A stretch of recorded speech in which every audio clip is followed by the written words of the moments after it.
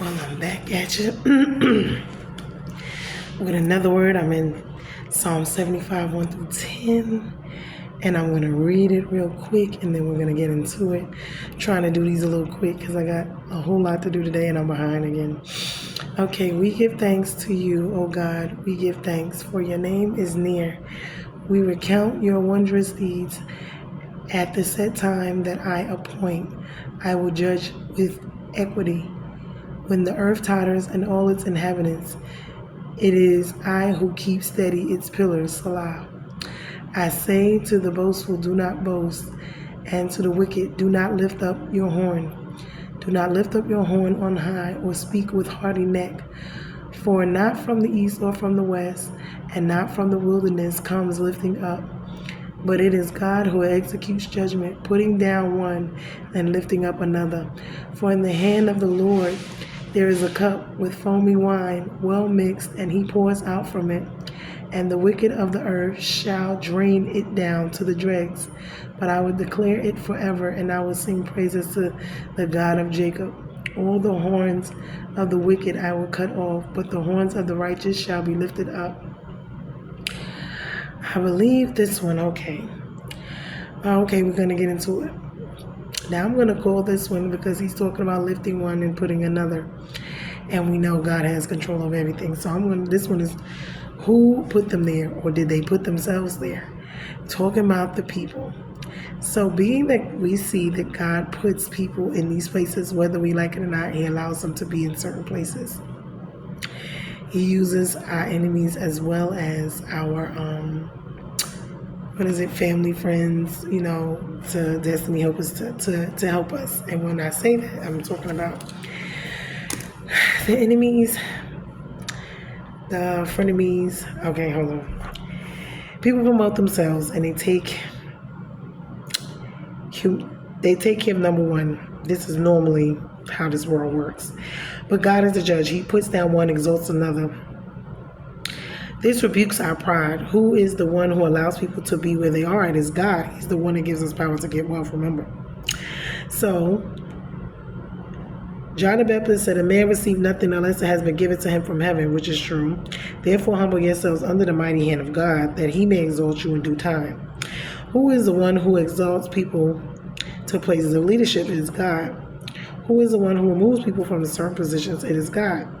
Who is wise enough to know when to do all of this? God. No one in any position should think that he is there because God needs him.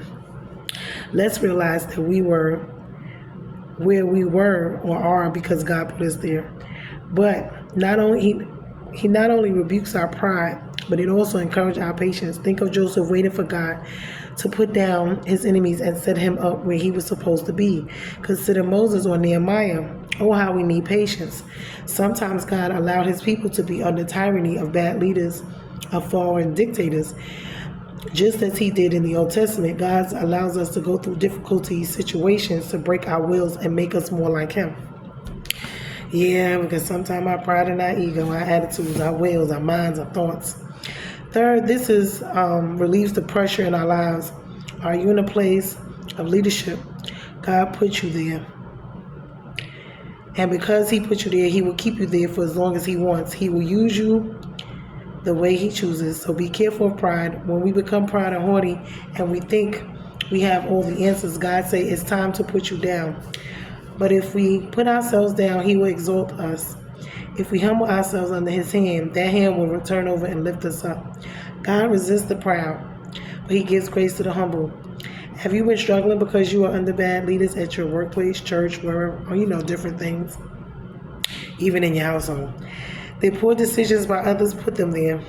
Bring your burdens to God and talk to him about it. Ask for his strength to continue. Remember that he is the judge. We see this in everyday life, whether it's in our jobs and our careers. We see people over us. They may have, the power, but sometimes they don't always, make the right decisions or do the right things. And sometimes we don't know why, but God has them in these positions, even with these evil, wicked ones we see parading around right now with this campaign and presidency and all these other things.